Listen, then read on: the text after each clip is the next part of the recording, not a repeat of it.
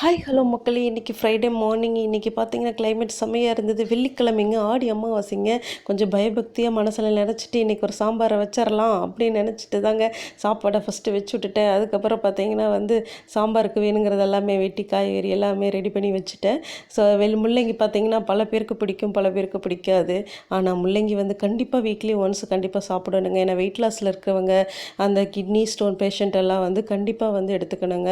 ஏன்னா நீர் சத்து உள்ள காய்கறி நம்ம எவ்வளோ தூரம் எடுத்துக்கோமோ அவ்வளோ நல்லது. எதுவுமே ஆனால் பார்த்தீங்கன்னா உடம்புக்கு நல்லதான விஷயம் எதுவுமே வாய்க்கு பிடிக்காது. நாக்குக்கு எதெல்லாம் பிடிக்குதோ அதெல்லாம் உடம்புக்கு பிடிக்காது. உடம்புக்கு பிடிக்கிறது எல்லாமே நாக்குக்கு பிடிக்காதுங்க. இதுதான் தத்துவங்க. ரெண்டாவது பார்த்தீங்கன்னா, சரி நம்ம சாம்பார் வைப்போம், நம்ம அவ்வளோ பெரிய ஞானியெல்லாம் கிடையாது. அதனால் வரமிளகா, கருவேப்பிலை, கடுகு எல்லாமே போட்டு வெட்டி வச்ச முள்ளங்கி எல்லாம் போட்டு நல்லா வதக்கிடுங்க. சரிங்களா?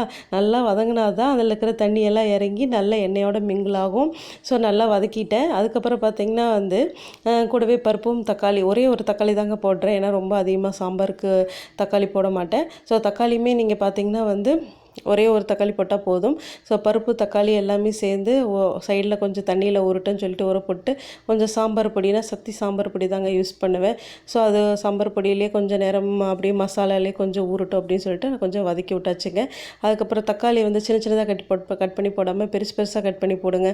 அப்போ தான் அந்த சாம்பாரில் போய் அப்படியே மெர்ஜாகி அங்கங்கே தக்காளி அப்படியே ஆஃப் பாயில் ஆகி அப்படி நிற்குங்க. செம்மையாக இருக்குங்க அந்த சாம்பார் கூட வச்சு சாப்பிடும்போது. அப்படியே பருப்பி உள்ளே கொதிக்க போட்டுருங்க. ஏன்னா சாம்பார் நீங்கள் சில பேர் பார்த்தீங்கன்னா பருப்பு தனியாக வேக வச்சு கலப்பீங்க. நான் ஒரே இதுதான். என் வீட்டுக்கார் பார்த்தீங்களா காஃபி கேட்டுட்டு எங்கே போய் நின்று காஃபி குடிச்சிட்டுருக்காருன்னு கிளைமேட்டை என்ஜாய் பண்ணுறாரு மனுஷன். நம்மள மாதிரிங்க ஹவுஸ் ஒய்ஃபு காலையிலேருந்து பம்பரமாக ஓடணுங்க. அவங்க பார்த்தீங்களா ஜென்ஸ் எவ்வளோ அழகாக காஃபி குடிச்சிட்டு இயற்கையை ரசிச்சிட்ருக்காங்க. நமக்கு அந்த மாதிரி டைம் கிடைக்குமா? எப்போவுமே டைம் கிடைக்கிறது இல்லைங்க. சரி நம்ம சாம்பார் வேலையை பார்ப்போம். மிளகாத்தூளை போட வேண்டியது தான், கொஞ்சம் அது கூடவே மல்லித்தூளையும் போட வேண்டியது தான். போட்டு அதுக்கப்புறம் என்ன பண்ணணும், அப்படியே நல்லா கிளறி விட வேண்டியதாங்க. மல்லித்தூளும் சாம்பார் பொடி மிளகாத்தூளையும் போட்டுக்குங்க, அளவாக போடுங்க. காரம் ரொம்பவும் இருந்தாலும் சாம்பார் நல்லா இருக்காது. ஏன்னா அந்த பருப்போட ஃப்ளேவர் நமக்கு இருக்கணும்.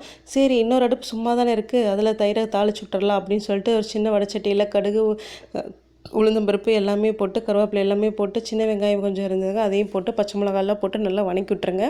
வதக்கி விட்டதுக்கப்புறம் முடிஞ்ச அளவு நல்லா வதங்கி உப்பு போட்டதுங்க. உப்பு போட்டதுக்கப்புறம் அடுப்பை ஆஃப் பண்ணிடுங்க. ஏன்னா அடுப்பை ஆஃப் பண்ணிவிட்டு அதுக்கப்புறம் நீங்கள் கொஞ்சமாக இந்த சாம்பாரில் புளி ஊற்றிட்டேங்க.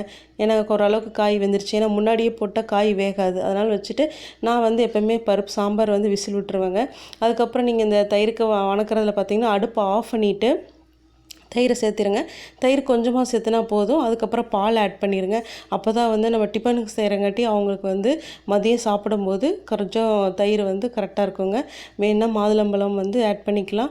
நான் பார்த்திங்கன்னா சில பேர் இஞ்சி போடுவாங்க. இஞ்சி போட்டால் நமக்கு பெரியவங்களுக்கு பிடிக்கும். குழந்தைய பார்த்திங்கன்னா அது டிஸ்டர்பன்ஸாக ஃபீல் பண்ணுவாங்க. ஸோ சாப்பாடு எல்லாம் ரெடி ஆகிடுச்சு. ரெடியானோடனே சரி அப்படின்னு சொல்லிட்டு அதுக்குள்ளே தோசை விட்டால் பிள்ளைங்க சாப்பிட்ருப்பாங்களே அப்படின்னு சொல்லிட்டு அழகாக ஒரு குட்டி தோசையை போட்டுடலாம். ஏன்னா பெரிய தோசையை போட்டால் வீணாக இருக்குங்க, சாப்பிட மாட்டாங்க. அதனால் குட்டி குட்டி தோசை தாங்க குழந்தைகளுக்கு ரொம்ப பிடிக்கும். சாப்பிட்றக்கும் நிறைய ஆசைப்படுவாங்க.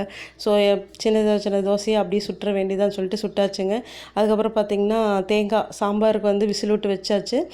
நம்மளும் எட்டி பார்த்துடலாம் கிளைமேட் அப்படின்னு சொல்லிட்டு நம்மளும் எட்டி பார்த்துடலாம்னு சொல்லிட்டு அதுக்கப்புறம் தயிர் சாப்பாடை போட்டு நல்லா கலரி வச்சுங்க. கலரி மாதுளத்தை தூவி விட்டாச்சு டிஃபனுக்கு. அதுக்கப்புறம் பார்த்திங்கன்னா தோசையை மடிச்சிட வேண்டியதான்னு சொல்லிட்டு தோசையை நல்லா மடித்து பிள்ளைக்கு சாப்பாடு கொடுக்கலாம். ஏன்னா சாம்பார் ரெடி ஆயிடுச்சு. ஸோ தேங்காய் உள்ளே போட்டு ஒரே ஒரு கொதி தான். தேங்காய் போட்டதுக்கப்புறம் ரொம்ப கொதிக்க விடாதீங்க. ஏன்னா அந்த தேங்காயோட ஃப்ளேவர் ரொம்ப கொதிக்க விட்டோம்னா நல்லா இருக்காது. இங்கே பார்த்தீங்கன்னா என் வீட்டுக்காரர் காலையிலே ரெடி ஆகிட்டாங்க. அவங்களுக்கு நாமக்கல்லில் ஒரு மீட்டிங் விஷயமா அவங்க வெளியே போகிறாங்க. ஸோ அதனால் அவங்களும் ரெடி ஆகிட்டாங்க.